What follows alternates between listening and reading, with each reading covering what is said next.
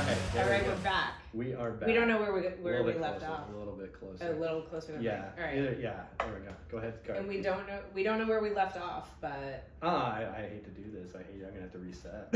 All right, we're starting over. We'll do it live. Yeah. And you were coming in like a ball of fire. Too. I mean, yeah. But it's also my favorite story, so let me just kick that up again. It's one you can shit on me a little bit. Or, I'm not. No, it's not even. It's not even shitting on me. That's no, fair. It's literally the best thing ever. Like okay. I was like, this guy is amazing. All right, we got a guest. Welcome to the podcast, Obnoxious Valid Points. Got one of my good friends. This is the second time I've introduced her, so this is a very casual introduction. Very funny, plays all over the country. She's in LA this week, and I had to get her on the podcast. Really excited. My friend, your friend, you're going to enjoy her. Liz Stone, everybody. Hey! Yes. Clap, applaud at the listening device, Spotify or Apple Podcast, whatever you prefer. Well, yes. I'm excited to be here. You're excited to be here? And we're also faking the first part of this conversation because we already had it. We did, but I'm still excited to be here. Yes, okay, so yes, you're happy. I remain excited. Yeah. And I remain excited to be in Los Angeles yes. because I'm cat sitting for 10 days. Cat sitting for 10 days. And right. I'm living my best life because I've discovered Erewhon. Erewhon, the grocery store. For those that don't know, it's I think it's Southern California exclusive. It's only LA, I think. There's one in Calabasas. There's one in Silver Lake, and there's one. There's one in Culver City because I went there last night. Okay, I don't know the Culver City one, and there's one like Fairfax area. I know that. I mean, I hate them all. Not only do I want you to get your podcast sponsored by Erewhon, but I want to aggressively request them to move to Las Vegas. Well, I like. Maybe you could do that for yours. Yeah, that would be so. And you could broadcast straight from. Except that I moved to Las Vegas. Okay. And there's no Erewhon there, so I've been. You're impressed with our grocery game here in LA. It's amazing. Yeah. I mean, and also we have a connection about grocery stores because the first time we met, we were doing a triple run. A triple run. If people don't know, it is it's a run of shows in we'll say rural areas. Yeah, the middle of nowhere. You're doing one night in one place. You hop in the car, go 4 hours. You're doing one night another place. Oh, we drove 8 hours, I think. Oh yeah, it's a way. It's a way to develop whatever. Like every comedian from the West Coast has done them. And that's where we met. Yeah. Yes, so that's where we met, and you happened to be doing shows in Salt Lake City. And I was trying to make some money on the way around. Yeah. Yeah, and I flew to Salt Lake City. Okay. Definitely losing money, but was like, I'm not gonna drive from San Francisco to Salt Lake City. Oh hell no. Yeah. Yeah. No, Nevada's large. Yeah, when I was in San Francisco, that was insane. So, these are all gigs you have to drive to, by the way. You can't really fly in, so it's just, So we met at the airport when you picked me up at Salt Lake City. Yes. And I got in the car, and you, without missing a beat, looked at me and said, so I guess I should get you to a Whole Foods before we leave town, huh? I was like, that would be amazing because I have a gluten allergy and I have a suitcase packed full of gluten-free bars in case that's what I have to live off. And you have to ration it out. Trip. So a trip like swinging by Whole Foods would be amazing. Okay. So you very kindly did that, and now we're here in Los Angeles, and I can't stop talking about the Erewhon. So you've evolved. I'm very motivated by grocery stores. Now I do remember something else. I think. Tell me if I'm wrong on this one. Okay. I remember we went to Whole Foods first. Yeah. But I think the second stop was Lululemon. Oh, I don't know if we go in. I feel like you were like, do you need to poke your head in a Lululemon? I think I forgot about that, but that feels. I don't think we did a shopping trip. I think we had to I think you just wanted to see that they had them. I just had to get in and feel it. So it would put you at ease, kind of thing. Before going to Idaho. And then you're like, all right, okay. This is how far I need to leave the breadcrumbs back to civilization. Yeah, but then we got to Idaho Falls, which is by all accounts a total dump.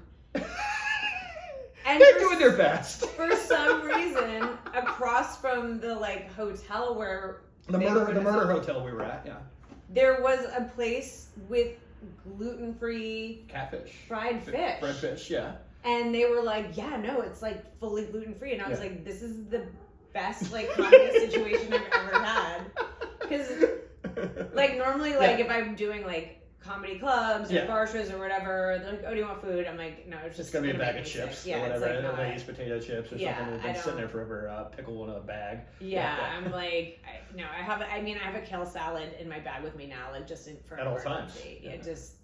So, anyway, LA has been great because I've had a lot of fiber, and you obviously understood my most important needs right when we met. I know how to read a room. And the car, my Ford Focus was the room. Yes. And dude, oh god, no, I'm still remember. God, I forgot about the fish place that had. Yeah, so the fish place had gluten-free food. Then we did and it was like Idaho Falls. It was like a box fan.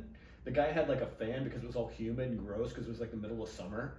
And he wanted to keep the fan on during the show. I remember it was like one of those like big fans that you would have in like an airport hangar.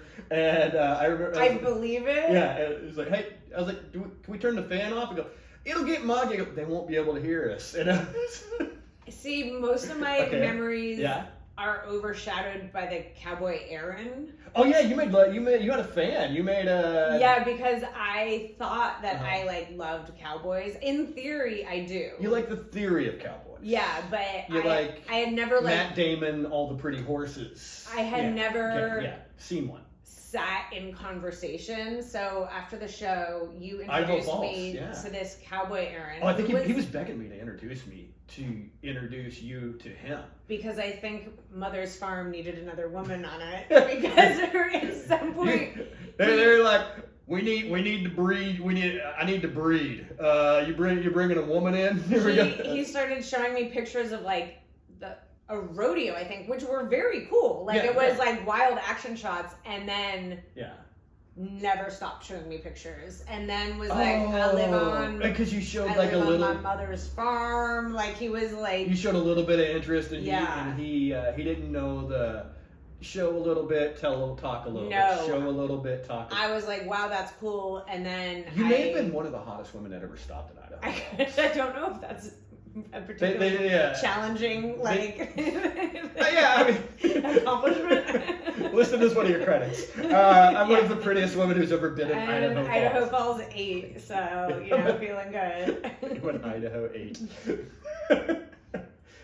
Idaho Falls. Idaho Falls. Okay. Because I think Boise's like it's kind of a city. It's like 300,000 or 400,000 people. I've never been, but I hear that's like kind of fancier. But fancier than Idaho Falls. Idaho Falls, I think there was like a pirate museum exhibit that we didn't have time because then we had to get to Montana. Yeah. And that was a fun drive. We blasted the Dixie Chicks. Oh, in Yellowstone, wasn't it? We went through we saw buffalo. We saw buffalo, did we?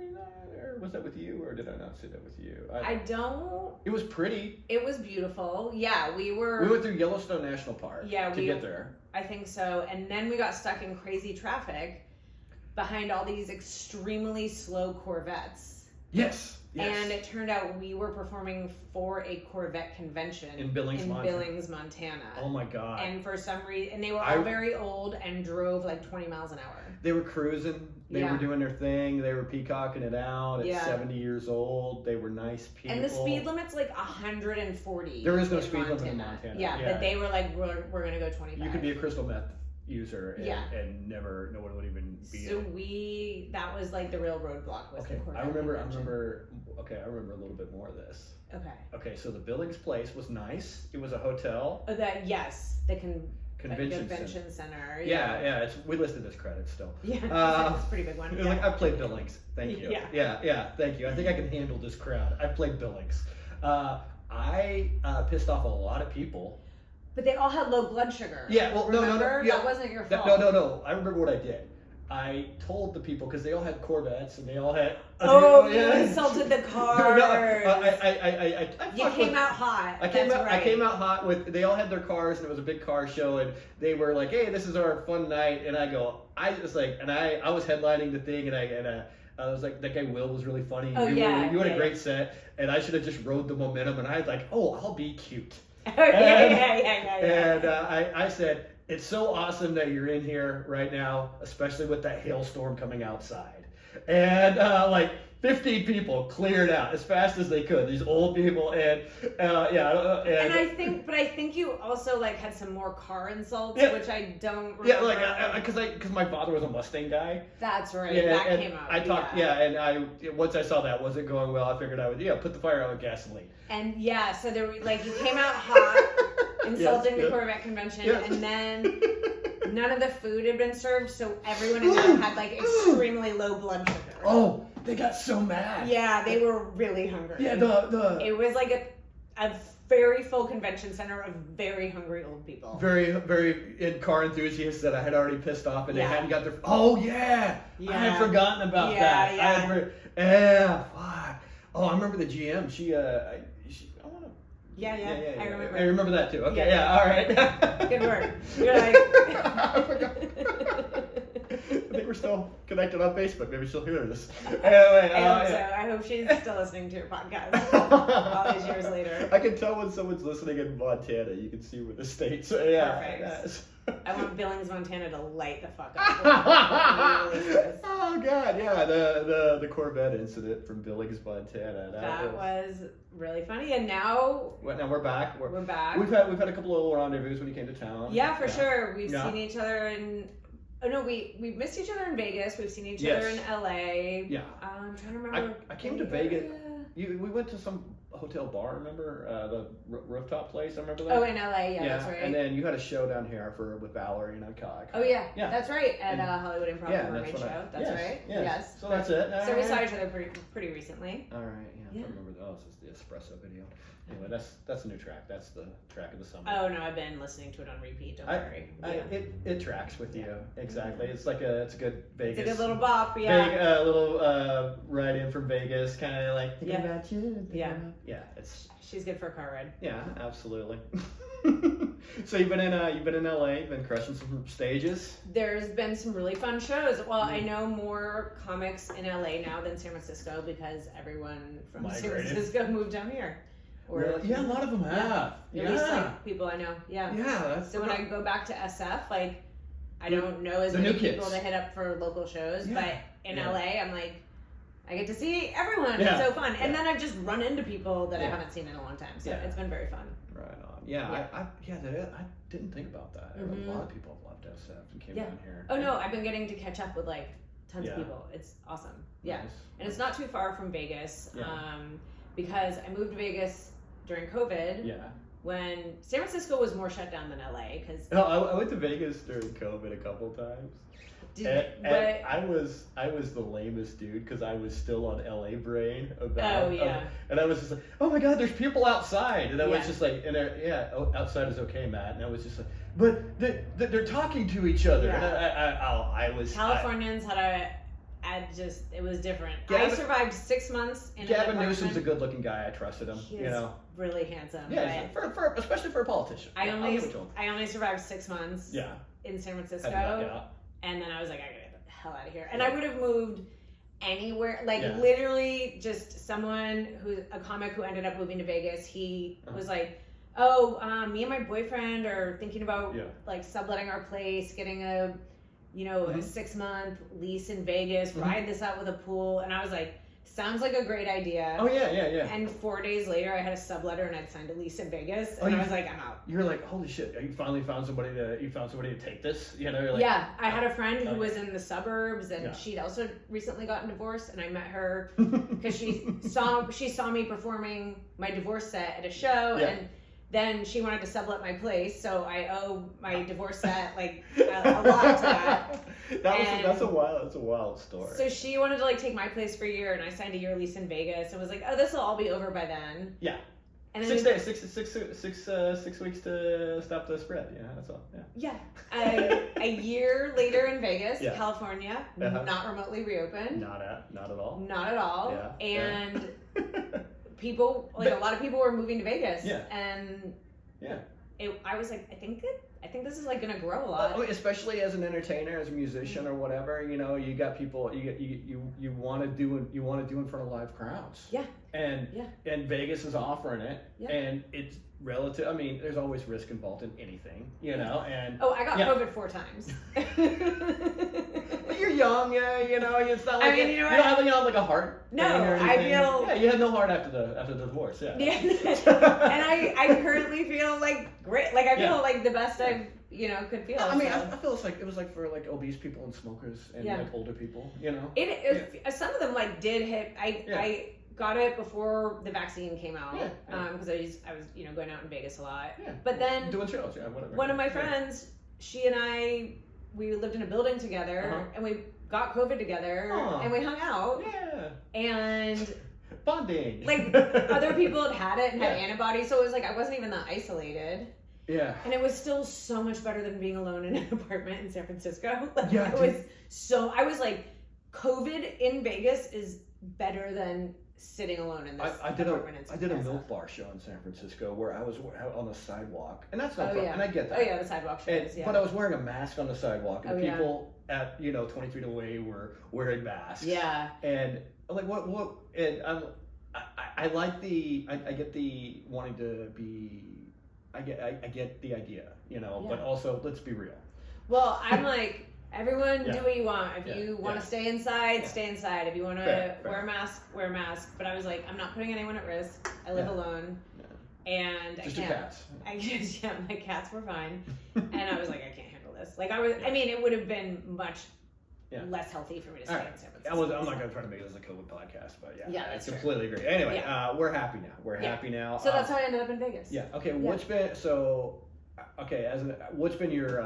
what's your impression of living in like such a tourist-heavy town like Vegas? So I don't live near the Strip. Are you like in Summerlin or something? Yeah, I live in Summerlin, so a half hour away in an area that is meant for locals. Yeah, for people to raise kids or go to their events or whatever. That kind of thing. Yeah. So as far as like the Strip, there's tons of comedy clubs there. Yeah. So I go down. It's work. Yeah, I go down for comedy, but there's also like a lot of other shows. I don't do as much as like I feel like I should, but there's.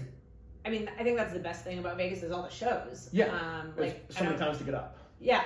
The comedy shows and then other shows like there's just everything out there. It's not even like the big residencies. There's just tons of like I had a friend call me. Like the Usher residency or what are you talking about? Like, well, no, but I mean even like one of my friends called me and he's like, "Hey, do you have plans tonight? I got tickets to this speakeasy magic show." Yeah. Fuck yeah. And I'm like. Oh, and it was yes mentality, hell yeah, unreal. Like it was like they're $300 tickets or whatever, and it's just 30 people like right in this like super cool little like venue, like little speakeasy, and like just unreal. And I was like, I didn't even know this existed. Yeah, and people just having fun. Yeah, exactly. So that's fun, but.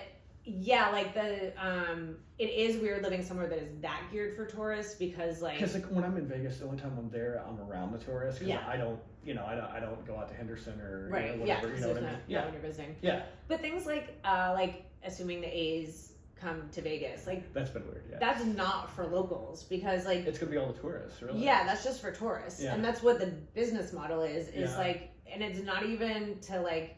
Necessarily sell out the games. It's to get big gamblers coming into town, and so like that whole mentality is like. Yeah. Whereas I live walking distance from the AAA ballpark. Okay, yeah. And that's super fun. It's cute. It's fun. It's really cute. Yeah. Walk over. I'm not a big enough baseball fan to even care in the first place. So eat some popcorn and it's so fun. Yeah, like whatever. Yeah. It's it's a night out. It's chill. It's super chill, and then walk into the little downtown area. But like it's kind of like small town. So I live in kind of like a sort of small town little vibe, or you can go to the Strip and see shows, perform, all that stuff. Okay, that's fair. That's fair because my impression of Vegas has always just been as an outsider. Yeah, and that there's no reason you'd be. I mean, I have friends who come visit me, and I've sent them pictures of my place. Like my place has. There's so much more space in Vegas than California. So my place has like this. Like an extra bedroom. It has an upstairs party room with like a bar and a mini fridge. And then it faces the mountains. Oh, nice. Yeah. And it's so relaxing. So I'm actually way more relaxed living in Vegas than California because it's like so chill where I live. Yeah. And I send my friends pictures and they still don't process it. And then if they come out and visit, they'll like come and hang out in the mountains while the sun is setting. And they're like, I didn't know Vegas had this. And I'm like, I mean, I've sent you like 112 pictures, so I guess you're not. You have to smell it, you know. Like, it's just one of those things. We get like myself. Yeah. I'm similar, where I'll be like, you have to be around 10 million people, don't you? You have to be around. Like, it's very chill where I live. Yeah, no, very chill.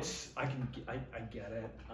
It's redeeming, and it just there's times where I'm, you know, when I get out of LA and I'm just like, oh, but this is just people having conversations. Not everybody's like jockeying for a position on something. Yeah. Or, you know, they're not.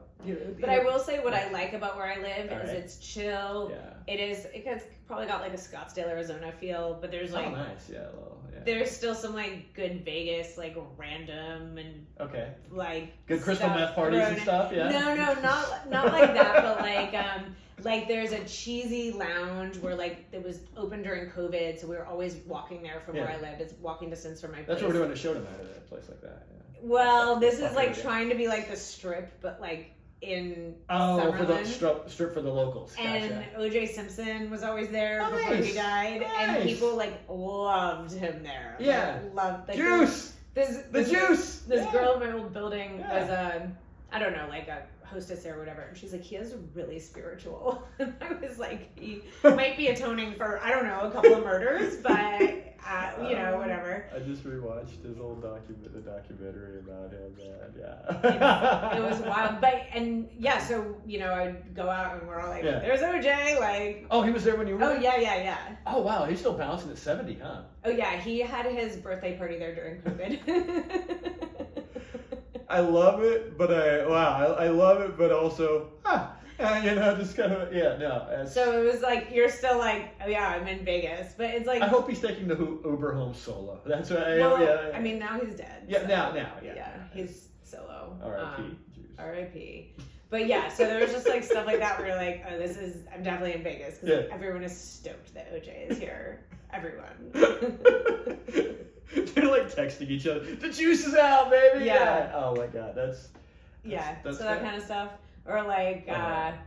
So you're ingratiating yourself with like you're still staying on the entertainer side, but you're also still being a human. Yeah. Which it matters. Yeah. No, it's fun. I had to learn how to be a human during COVID, man. I mean, you probably would have had a good time in Vegas. It was like every extrovert was just like out and about because you could be. It was open like 25%. Yeah.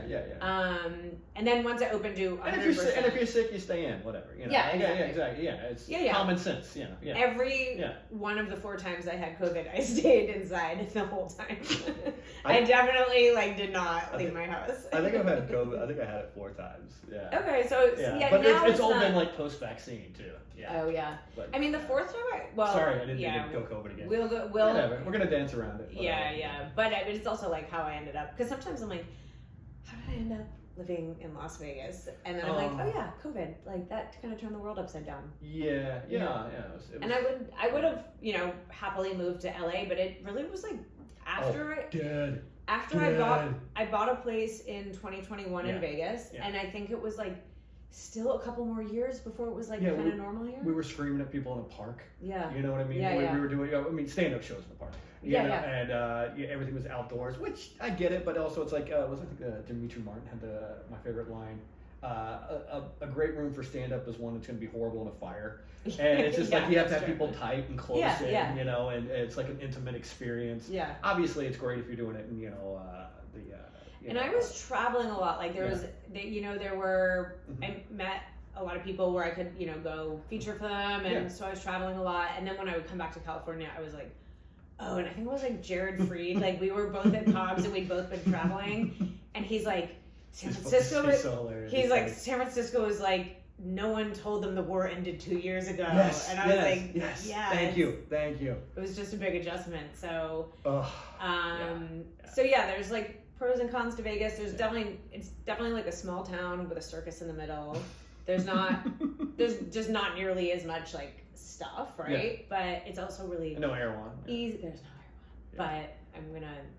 I found some recipes on TikTok, so I'm gonna get to work on batch up some stuff. And then, work your. See what I might buy a cooler and pack my car. Get a little juicer. Just kind of like set up your own shop kind of thing. I like it. All right. But it's very chill. It's very easy living there. So You know, and it's easy to get to California. So. I'm getting to the point where it's just like LA. Well, I mean, LA right now is I don't know how much you've been following it, but like the entertainment stuff, there's nothing running. Well, I heard like things are coming back from the writers' strike, so everything was theoretically. Yeah, but it's like stuff that was commercials set to go before. Yeah. Yeah, I mean, like they had the writer's strike, which they needed to have, and they had the actor strike, which they needed to have, and they had the IATSE strike, which they needed to have. And I grew up in a union household. I get it. You know, whenever they're like, hey, we're having record profits. It's like, oh yeah, we're still paying you 2008 wages. Yeah. And it's just like, okay, well, let's fix this, and then. But I heard there's just still the effects from all of it. Yeah, and August is always slow anyway because it's so hot. Nobody wants to shoot outside. I was just having lunch with my friend who was talking about how he does commercials and all this other stuff, and he's like, August is really slow. And I'm like, okay. It's because you see what it's like. I mean, but you're like, oh, you guys are a bunch of pussies. I'm in Vegas. But I mean, I'm not. I wouldn't want to shoot a movie outside in the heat. I did a thing where Keanu Reeves was on it, and he had to wear like this huge robe. He was playing like an angel. Oh God! And and he was sitting in the back of a car. They had to take the windows out so they could. Oh God! You know, it was. Yeah, it is too hot. Yeah, and you know, it's just like he's like, dude, I've got millions of dollars. I've got Matrix money still. Yeah. I'm still spending my money. Why am I? He's not even touching the John Wick money. Why am I busting my ass? In this sweaty 300-degree situation. You know. Well, there's, I think, a production studio coming to Vegas that'll be one exit. Mark. Yeah. Mark Wahlberg loves Summerlin. Oh, yeah? Mark Wahlberg. And I'm, like, here for it because I bought a place, so I'm like, drive up this property value, Mark. Like, go for it. Got Nicolas Cage now, too, yeah. Oh, do we? I see all the celebs leaving, and I get it. It's cheaper taxes and stuff like that. Yeah, there's no tax. I mean, no income tax. Yeah, there's no income tax. No income tax. Yeah, I moved my day job business out to Nevada. Oh yeah, shit. I won money in Vegas one time when I was out there. I don't know if I told you that one. At the Strat, I forgot there was no income tax on that. Yeah. Wild. Winning big at the Strat. Hell yeah. Living large. Oh, bro, dude. scariest experience ever. I ran into, I'll tell you the guy off stage, but it was a guy we know, and chaos though.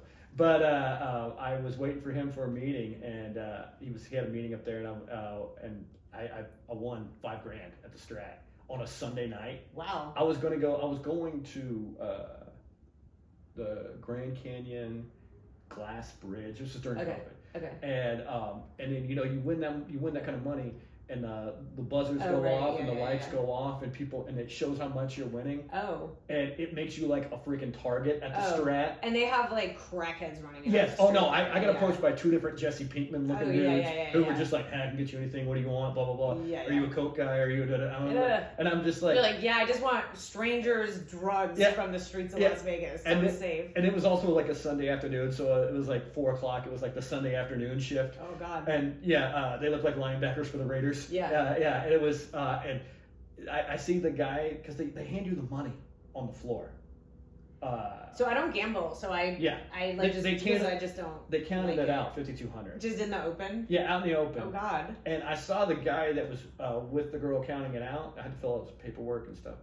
I was like, hey, you have a gun. And I go, is that a real gun? And he goes, yeah. I go, hey, how about I give you $200 you want and get the fuck out of here? Yeah. And because sharks were circling. Yeah. And it was a Sunday, so the banks were closed. And people are like coming off the street and doing meth in the bathrooms. Yeah, absolutely. Yes. Yeah. Strat is, it's like if you want to go to if you want to know what, like, I don't know, Cleveland. If Cleveland was a casino, maybe Compton, maybe Oakland. I think it's not as nice as Cleveland. Maybe Oakland. If Oakland was a casino, I'm not even like Oakland might have more redeeming qualities in this job. I will say, LA Comedy Club is really fun. Yeah, no, like it was nice. I did have you been to the new club downstairs? I haven't been to the place I opened. I was just in the banquet room. For World Series. Yeah. Oh, okay. No, the new club downstairs is really fun. Yeah, I do like the club. The club is great once you're in the club. Like, it's awesome. I just hate everything to get. That neighborhood is sketchy as fuck. The neighborhood is terrible. Yeah, and you have to. It's one of the few places where it's like a big casino, not nice, but big casino that you have to go through the neighborhood. And I was like, oh, this is where I'm gonna die. Yeah. And I know what my life is worth, which is kind of nice to know. You want to know. I'm glad you got out alive. That's impressive. Dude, I left a freaking vapor trail. And that you made money. Yeah. Yeah, it was to Arizona. I was going to Arizona, and I was seriously like I was watching behind me because I've been in LA. It was like everybody was just getting shot for pulling $40 out of an ATM. Yeah, so, there's a lot of stabbings at the Strat. Nice. Yeah. Nice. Yeah. I mean, I think probably all the casinos have a lot of stuff happening, and they keep it quiet. And that's why you stay on Summerlin. Yeah. So, and I'm just not a gambler. Like, it doesn't like hold my interest. So, and I don't like the feel of a casino floor. Like, I don't like the air. It's a little smoky. Yeah, it's gross. Yeah, and so that's just not my thing. Yeah. People don't realize how gross casinos are. They're nasty. I don't know. To me, it's just like we've done those casino gigs. And I have. Like that, we have. I did Winnemucca a few times. Run. Winnemucca, Nevada. It is. It's like the hell gig of any West Coast comedian. It's 3 hours from what? Anything? Reno. 3 hours from Reno. So legalized prostitution there. Oh yeah, like you. Yeah.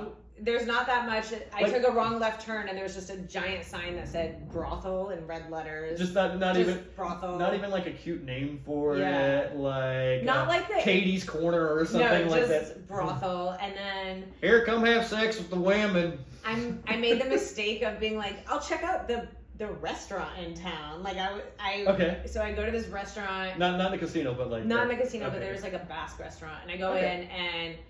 Like Spanish Basque. There's like a bunch of there's herders. There's like sheep people and stuff like that. That makes sense. So there's this Basque restaurant. I'm like, okay, I got some time before my show, and it's the only other thing going on in the city.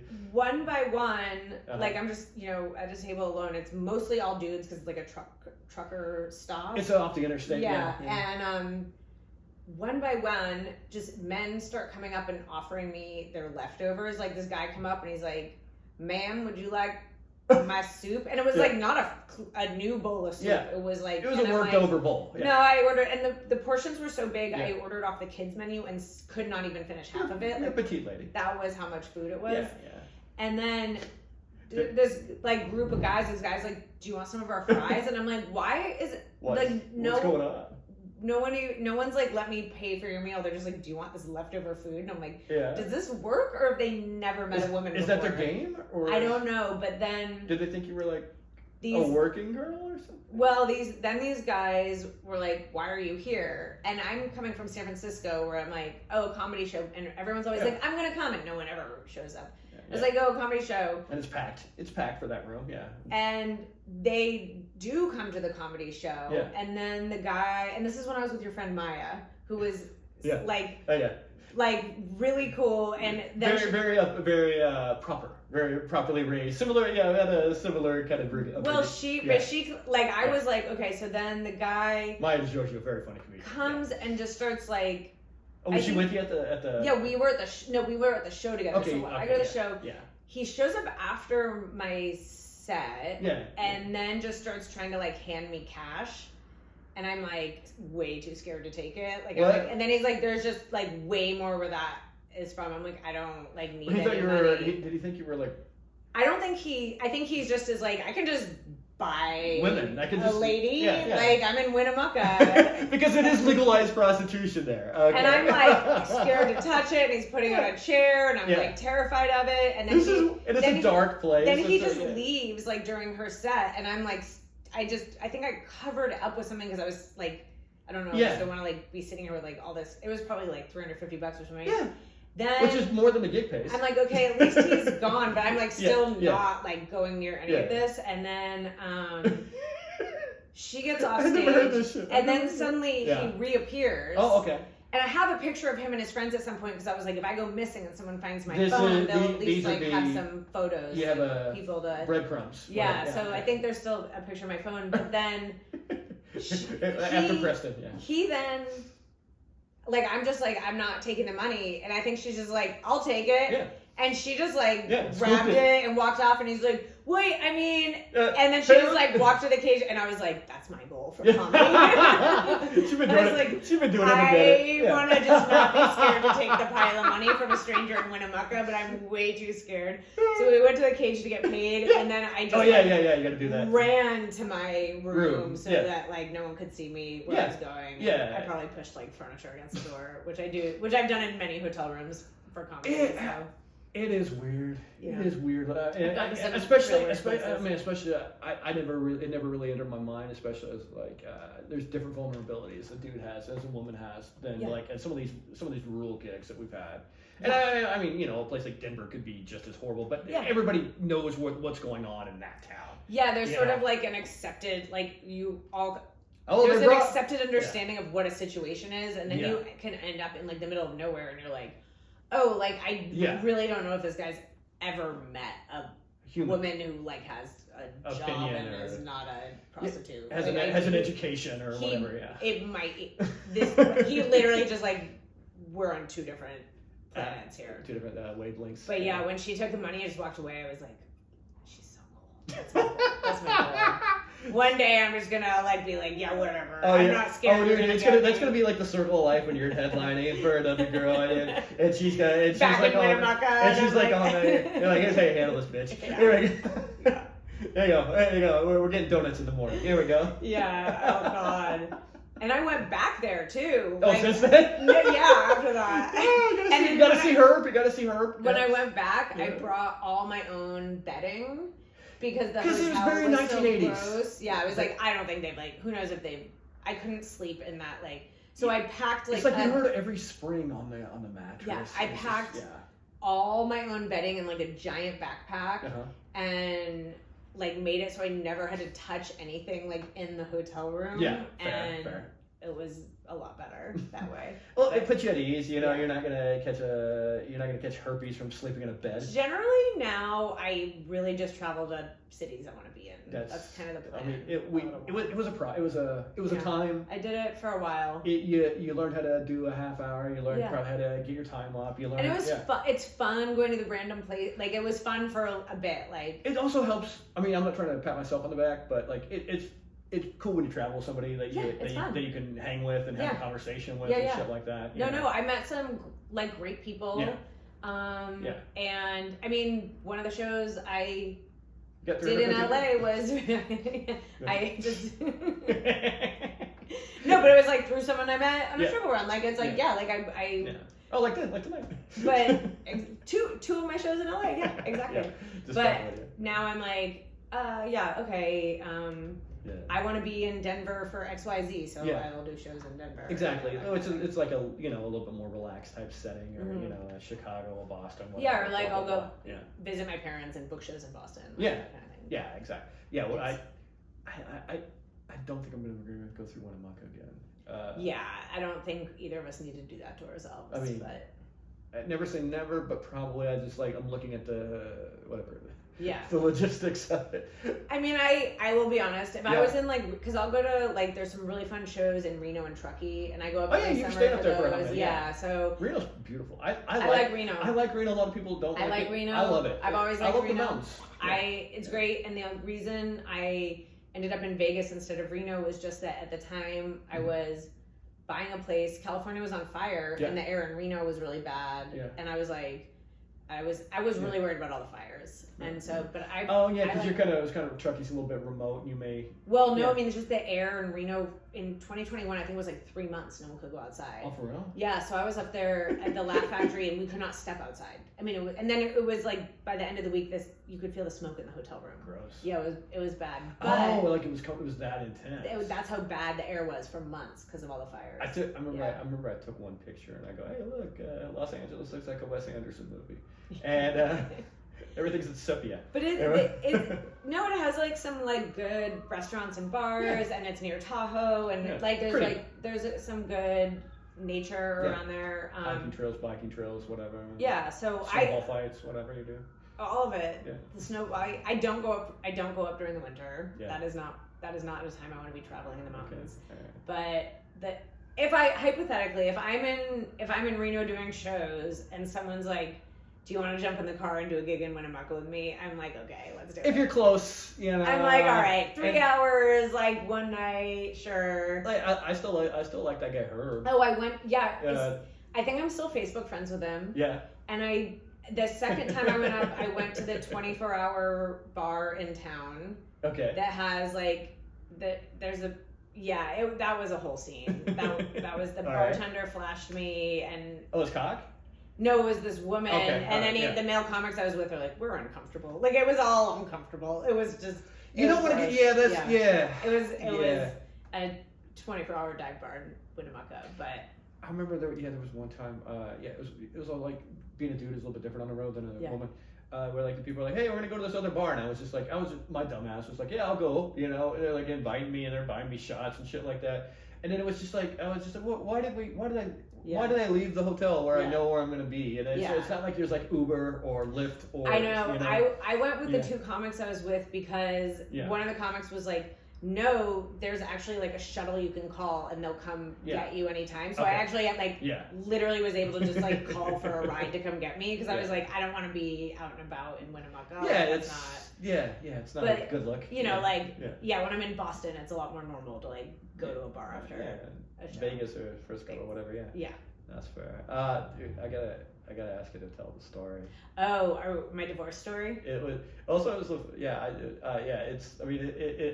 the chaos, yes. It's so hilarious. Was this 2019? So this is I was. When I met you, you were married. Yes. And I met your husband, I think. Yes, because he was in Billings, Montana. He was in Billings. Because then we went to Yellowstone and did a little vacation. Did a vacation from there. Yeah. The other thing that was hilarious was whenever you said you married a guy from Oakland at both shows, people just got like uncomfortable. Yeah, and you're like, no worries, he's white. Yeah. it was the funniest thing. And I was just like, they all like were like, and I was like, I'm not going to be able to finish the bit I have that is like, because they're so There's a white guy from worried. Oakland. They still have a few. It was like, so I was like, oh, I am not in San Francisco. Yeah. Okay. Yeah. You could feel the room where I was like, everybody's they're never going to be able to move on from this. Like, I know, Montana, everybody's butthole just like tensed up. They're just like, hey, we got to keep her away from mom. She's going to corrupt everybody. I was like, oh my God, yeah. But you picked up on that so quick. It was so funny. Yeah. No, it was. And they still didn't believe you. That was the other thing where all that. Well, she says he is. All right. And then meanwhile, we were working with like a black paleontologist. Yeah, Will. Funny dude. It was so funny. Like he's like, yeah, I moved out from Brooklyn, and I was like, wow, like Billings must be really different. Yeah. He's a paleontologist. Yeah. He's like, yeah, I'm the only black person in Billings, Montana. I'm the black guy. He's gonna be on his best behavior. He was so funny. I'm still connected with him on social media too. We'll have to send him the podcast. Yeah, he's great. We've got to get Will on the podcast. When he comes down. Find out how the paleontology gig is going. Sorry, I'm not driving to Billings for this. Okay, so my ex and I, we were together like 12 years. We were married for almost 10. Yeah. So at the end of 2018, we split, and he moved out, and then and he was like just the worst, but I was like still at that point like pretty codependent. And like, well, you've been together for 12 years. Yeah, you've been together. You start. You have mannerisms, and you have a life together. You start making excuses for people's bad behavior. And then he used Apple TV, and he streamed screenshots of sext messages with a new girl and sent them to my living room TV. You think he sent them on purpose? Yeah, so get this. He was like, look what I got. Look what I could do. Yeah, because it was all his stuff that was connected, and he'd set up all the tech. But then he uploaded a picture of that girl to our shared Dropbox account. Then I took pictures of everything on the TV. Yeah. I emailed them to him and was like, what's up? Fuck you. Go fuck yourself. Yeah. Stop doing this. Instead of disconnecting it, changing his password, not sending anything else, he responded. He wrote back and was like, I can do whatever the hell I want. Basically, you're a fucking bitch. Like, that was the gist of it. Okay, 12-year-old comments. And I'm like...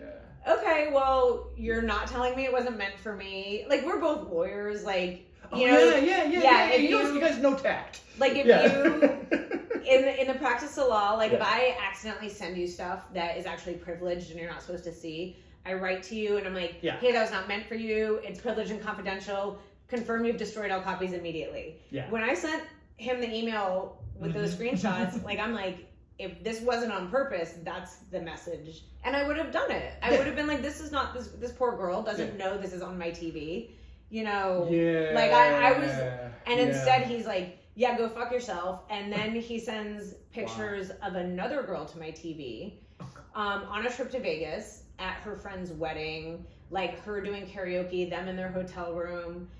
And so, like, after we had an email exchange about it, he did more. That's fucking wild. And so, I didn't realize the depth of this shit. Yeah, because I didn't have time to write about all of it, like, at the time. Like, I was like, and I was like, literally working out the trauma of it on stage and, like, you know, writing a bit about it. And then, COVID hit, and, you know, we did Zoom shows. And one of his friends sent me a picture of him and like a new girlfriend on the beach in Hawaii, like sort of in the beginning of COVID, and like it was when everyone was Zooming, and as a joke, I put it up as my background, and I came out in a like bathing suit and drank a margarita, and I was like, I'm okay, I'm not lonely, I'm in Hawaii with my ex and his girlfriend, and I'm like totally making fun of myself, And so then when we started doing Zoom shows, I would like do that, and then I'd had like a divorce cake that went viral, and so I'd put that up, and the second girl from my TV, I knew she was a comedy fan because I was able to look her up. And I was like, first of all, this is someone I would be friends with. Second of all, like, she does not know he's doing this shit. And then she posted. Yeah, she's not like, she's not part of it. She's not like, oh, let's get Liz. No. These poor girls had no clue that someone was unwilling. It's really shitty to do that to them. Well, I mean, they had no idea. They're thinking that they're dating this like nice guy and he's sending really personal shit to my TV, like, you know. But she also had gone to see a show at Cobb's with him and took a picture with him and Lori Kilmartin, and I was like, there's no way he picked that show. This girl is so cool. Like, I was like, because I love Lori Kilmartin. I was like, she's a monster. She's hilarious. And I was like, this girl is someone I would be friends with. Like, I like this girl. And during COVID, she saw me performing on Zoom. And she knew that his ex was a comic. And she reached out to me. And we FaceTimed and like talked about like all, like, I was like, he sent pictures because she's like, oh, like, I don't know, like, you know, like, I dated like some accidental sleuthing. She's like, I dated your ex, but like, you're way cooler. Like, I'm not in touch with him. Like, he's a piece of shit. And I was like, just FYI, he sent pictures of you to my TV. And she's like, can we FaceTime? And I was like, yes. And I mean, I have pictures of her on my TV. I have the pictures. And so she's like, he's a piece of shit, blah, blah, blah, blah. And everyone who's like interacted with him that I've met, like, since I've been divorced, they're like, spend all this time complaining. I'm like, I mean, I lived with him for 12 years. Like, that was like, with all due respect, you got off easy, like 3 months. And then she's like, and what the fuck's wrong with his dick? And like, blah, blah, blah, And so then she hired me to perform at her Zoom birthday party in front of all the people who met him in Vegas. And like, her friends are cool, but I knew I liked her before I ever met her. Like, I was like, I like this girl, and she's like so fun. And I hit her up when I go back to the Bay Area. Like, she comes to my shows and stuff. That's so great, hopefully I'll see her in San Francisco. Like, she's super cool. And recently I did a bit where I like told more of the extended version of the story. And posted it, and she reposted. It's like, it's me. Like she tagged it up, and like, she's like, that's wild. I know, and so, like, and then that was also part of the good reason to get out of Vegas, or to get out of San Francisco. I mean, it was just ick. Yeah, I mean, like, because I was like, no, I wanted the rent-controlled apartment, but like not during COVID, right? Like, I was like, no. Yeah. And then I was like, actually, housing is much better in other cities. Like you get so tied into where you're at. Yeah. And it's just like it's what you know. It's where you get it's where you get your bagels. It's where you get. I had all my stuff, whatever. I had my coffee shop. But no, it was like a good. Yeah. It was like a great time to move. It all worked out. Yeah. But I still will randomly sometimes do bits about. I mean, I don't do like usually the full bit about the details of the screenshots, but I'll tell the story. And my boyfriend, who's a comic, got me stickers of my divorce cake with my Instagram handle on it to sell as merch. Nice. So if I'm traveling, I'll like tell some of the story, and people will come up. Like I had a girl come up where it was just the way she came up. Like my boyfriend watched and was like, "Oh, this is gonna be interesting," and it was just so like she was like basic. I mean, like sort of long story short, she's like, "I know your ex-husband." And you got around. But it was also so clear that she'd heard a lot of really bad stuff about me, and then when she saw me tell the story, she's like, that's the story that makes a lot more sense. Like okay. And also like that the screenshots were just this like level of vindictive assholeness, but that's also how he acted all the time. I mean, like when he moved out, he trashed the apartment. Like trashed. I mean, I had to hire someone to help me. It was like 5 full vans for the Salvation Army, and I had to pay for a junk truck. And he literally just like everything on the floor, like thrown around. And I was like, you couldn't just move out? Like you couldn't just, you had to trash the place? Like, you know, that kind of stuff. Leave the place quietly. And he had like I don't know what he's like now, but when we were married, there's some heavy drinking and bad behavior and Irish boy, I don't think he was Irish. I think he was just straight wasp. Okay. That drank too much and was not a nice drunk. So, you know, I was at the end of it, I was like, I'm a huggy drunk. I shouldn't have been surprised. Yeah, no, he was like, oh, the Warriors lost, I'm not going home. I was like, I'd be out at shows and I'd just be like, all the guys would be like watching the Warriors game, but I would too, because I'm like, I don't know if I can go home or not. Like, I either have to wait for him to pass out if they lost, or... Did he have like money on the games or just... I don't even think so. I think he just drank himself crazy. Jesus. And then... I know lawyers, a lot of them. And I mean, he did some bad shit with the drinking. So I shouldn't have been surprised. I mean, and you know, and that's the thing is I'm like, at the end, like the screenshot thing was so visceral and so aggressive and so intentional. But I'm like, you know, like the signs were there. The signs were there. I thought it was accidental. Like it was synced up to his phone and he didn't realize he was doing it. Whenever I heard the story before. If that could have been the case. Well, I mean, it may have been too fresh for you right then. Whenever I heard it the first time. So and I think it just took me like a while to process it out and just like figure out how to tell the whole story on stage or whatever. So frame it. It's like it was insane. Well, and my divorce cake still pops off and goes viral sometimes. Like these meme pages all took it. Oh wait, this is the other part that's so funny. Is so then so you know, I do the bit where I'm like put on my sunglasses and I'm like I'm not lonely and I'm just making fun of myself. And at no point during any of this have I ever made fun of any of the girls or his current girlfriend or anyone. Like that's I didn't feel like you were shitting on I'm like no, like he did these things, but you know, whatever. They were willing participants. My friends all like put on sunglasses and we went tropical, so we did a Zoom like the first time I ever did it, and I did post like a screenshot of that publicly, and then I wake up to one of her friends saying, "You're emotionally and morally bankrupt," which I thought was the best phrase ever. Well, I mean, you know, coming out of divorce, you know, bankruptcy usually happens. I mean, luckily, I was not financially bankrupt, but she's like, "You're emotionally and morally bankrupt," and I'm like, "Oh, one of the girls' friends." Yeah, and I'm like, I'm not making fun of your friend. She does stuff. Some people just don't, you know. They get. Well, and also it's like, if there's anything good I have to say about him, he has great taste in women. Okay, like I think I'm pretty fun. That other girl from my TV is awesome. I assume his current girlfriend is great. Like that would be my assumption. And I'm like, it would make sense that someone would think I was doing something mean and then, you know, step up to defend her friend. She's probably great. Like, he has good taste in women. Girl, you know, you gotta stick up for your friend. No, like, I don't have a problem I get it. Yeah. I have no problem with it. I made it my like Facebook cover picture for years. But I think I saw that for a But then he called my dad to complain. Oh Lord. And after his shit? After him back then? After all that stuff, he called my dad to complain, and he tried to imply there was like a lawsuit and a copyright claim and like jerk off shit. Me, him, and my dad are all lawyers. Yeah. Like I'm like, yeah, you're calling my dad to try to scare me because you know there's no lawsuit. Yeah. And then he, the meme pages took my divorce cake and totally were like, she caught him cheating and gave him this cake. It was a thing. It was a hot thing. It was like, and it still will pop off sometimes. And he's like, well, on stage she says that I was cheating, and I'm like, no, on stage I tell the exact story. And I was like, I don't know, Dad. Why don't you send him my set? Like, you know. And I'm like, what?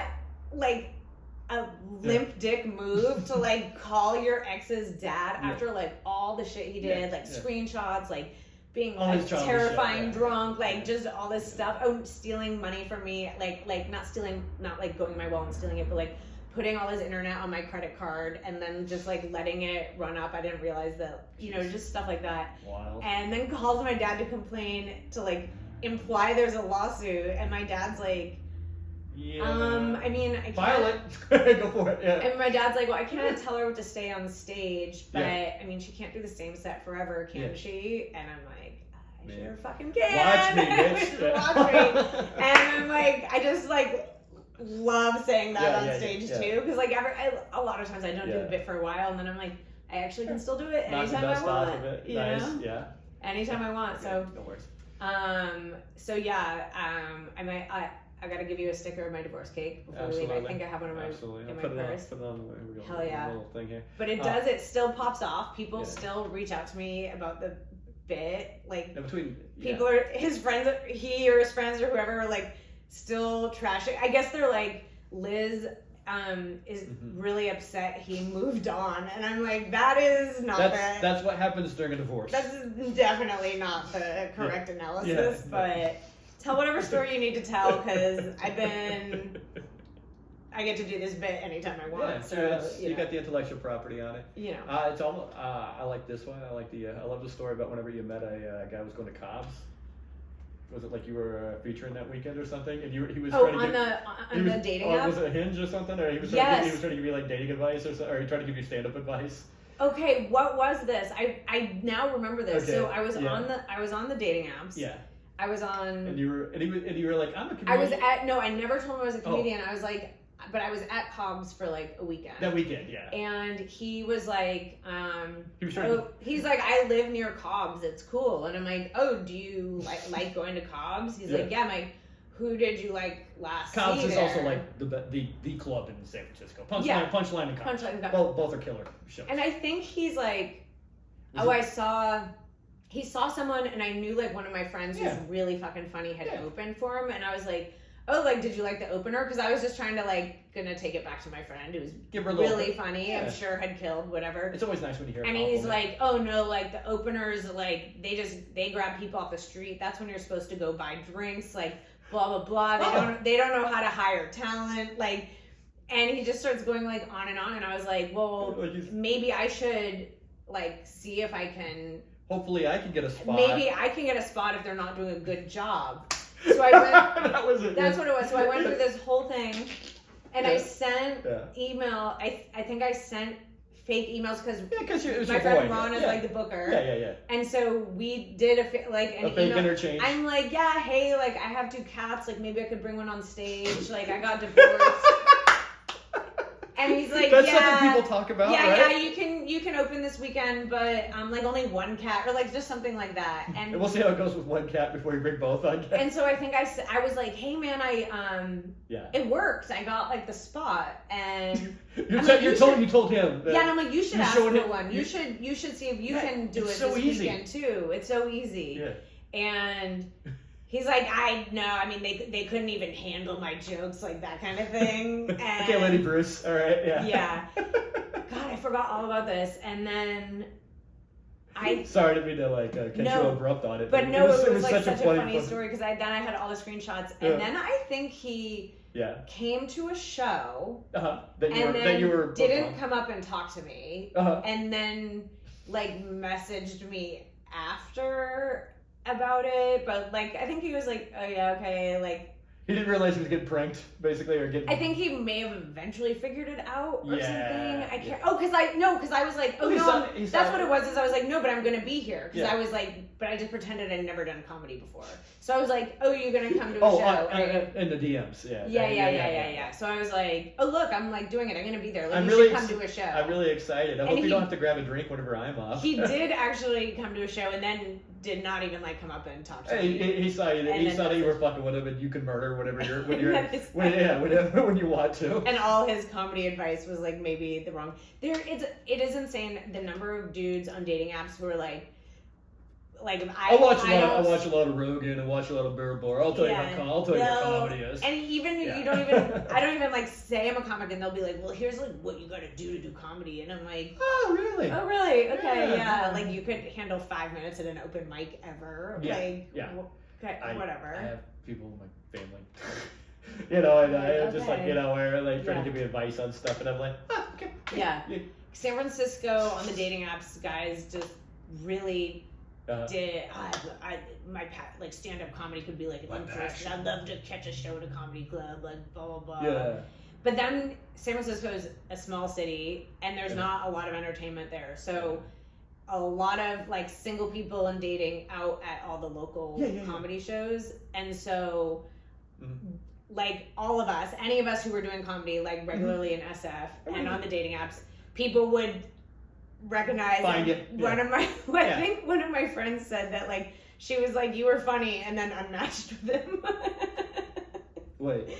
But yeah, like he's like okay, and I had someone start messaging me like my bits, but then also start messaging me like my LinkedIn profile, and then I blocked him. Like, that's too much. Yeah, there was some weird, and then I would have like it's nice to be appreciated, but you don't want to be, nobody wants to be stalked. I had another time a guy this was weird. He's like, oh, I recognize you. You're like, I recognize you from like a mic or whatever. I was like, oh cool. I was like, I don't like date comics. My boyfriend now is a comic, but at the time I was like, whatever. And he's like, well, I mean, I only did like something. I was like, yeah, cool, man. Like, I'm not interested. And I unmatched, and then I had a show like a few days later. And this guy walks up and is like, hey, Liz, how's it going? Like, acting like he knows me. Like a psycho. I mean, like... And I'm like, oh... And like, it was like this too much. guy from the app. And I'm like, after I'd unmatched with him. And the other part that I found interesting is he had, like, flippers for hands. That had not been mentioned on the dating app. I don't know. I don't think I even remember his name. All right. But I was like... Also, I feel like that's something you should like let known. Like I had a friend who very sadly had like lost a leg, but like palsy or something like that. He definitely like because I mean I get you don't lead with it, but it's. But I feel like it's that should be mentioned somewhere. Yeah, like maybe mention it whenever you blocked him. Maybe, right after. But more of an issue was that I was like, oh, you're just looked at my show schedule and like came out to my. You stalked me a little bit, and it's pretty creepy. Yeah, it's. Yeah, no, and it's also like it's not like I'm making money off every dollar, off every ticket sold. You know what I mean? Yeah, no, I'm like at a bar show. Yeah. It's not like So like you bought 50 tickets for no, I'm like a show at a theater. You're just showing up and being weird, and you can't. So you can't do that. Yeah. No, so the San Francisco... Especially if you don't tell the person you're going. No, I know, Hey, would it be cool if I got your show sometime? If I got you on a show sometime? That's even a bit of a reach, but you at least should do it before you just show up. Run it by. No, this was... But I just feel like all the comics in SF who were on the dating apps, I don't know what it's like now, but like before COVID, there was like a lot of running into people and feedback on shows and stuff like that. Well, that's awkward. Isn't this a conundrum? One of my friends matched with, or some girl like hit up one of my friends. She had seen him and she's like, oh, I was at Punchline like on this date and saw you and this other person. And it was like a Sunday showcase. And he was telling me about it. And I was like, wait, I was on the show that Sunday. I was like, ask her if she likes me. get your romance. Get your romance out of the way, but feed my ego too. Like, she didn't mention like seeing my set. He's like, sorry, Liz, I think you're forgettable. I was like, I mean, maybe I was off that night. I feel like I had a good set that night. I don't know, but yeah, sometimes it happens, or maybe they had to go take a piss or whatever. Yeah, but no. I was gonna say, So you got some stuff on Amazon? I'm on Amazon Prime. Yes. Laugh After Dark, live in Las Vegas. Nice. Taped in Vegas. Taped in Vegas. Yeah. How'd that go? That was super fun. Yeah. That they were originally filming it in LA March 2020. Obviously, nope. That did not happen. Yeah. And then notoriety or whatever. Yeah. Yeah. Then the producers moved out to Vegas and people moved out, and then I got added to it last minute, and so it was fun. So that's on Amazon Prime. Nice. And just looking where people can catch you, that kind of thing. Catch me on Amazon Prime. Catch me at the Woods. Well, this won't come out in like 5 minutes. Okay, that's true, but go back in time. Catch Matt's show at the Woods. They can find you on social media. You can find me on social media at Liz Stone Comedy, Instagram, TikTok. Oh, you TikTok? Yeah, I mean, I have like virtually no presence there, but I do also post my clips. I have an account. I post my clips there too. That's fair. I got like five TikToks, and I just got done with it. I was just like, yeah. Well, I mean, if I'm cutting something for an Instagram reel, I just put it on TikTok. I should do it. But I post my schedule more on Instagram. So absolutely. At Liz Stone Comedy. Liz Stone Comedy. Yeah. Thanks for coming on. Oh, thanks for having me. So good to see you. Right. So fun. All right, guys. We did it. Yeah. Thanks for listening. Give us a subscribe, Apple, Spotify. Rate it. Give it 5 stars on Apple. You can catch me. Well, I'm not doing tonight's show, but I am. But let's see. Next one, I think September 11th. September 11th, I'll be in Pasadena. The 21st, I will be in Santa Barbara. This is September, and I think the 24th, I'll be at the Woods. Oh yeah, I'll be at SF Punchline. Nice. I'll be at Throckmorton September 17th, I think. Then I'm at Punchline. Absolutely. I got some bar shows after that. I'm places, but I don't remember. You get around. I'll be here. This girl gets around. Find me. And if you want a divorce cake sticker, let me know. Yeah, you won't find her on the apps right now, but just the social ones, not the just the social ones. Yeah, not that. Thanks for the comedy advice apps. The Reddit comedy advice apps, those are great. Because that's what it turns into. There you go. You got a little hobby. Let me tell you how to do it. I'm a man. Yeah. No, that's great. That's great. Anyway, thanks for listening. Keep subscribing. Talk to you later. Adios.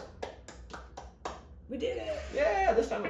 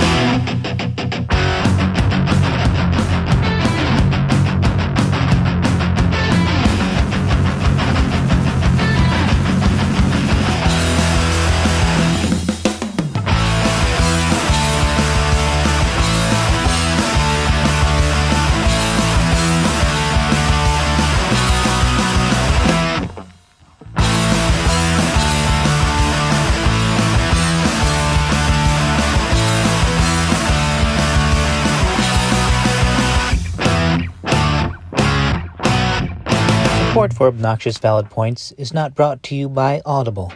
Audible, are you too stupid to read a book? Have one read to you. You'll find no books or mentions of books at patreon.com/ovpoints.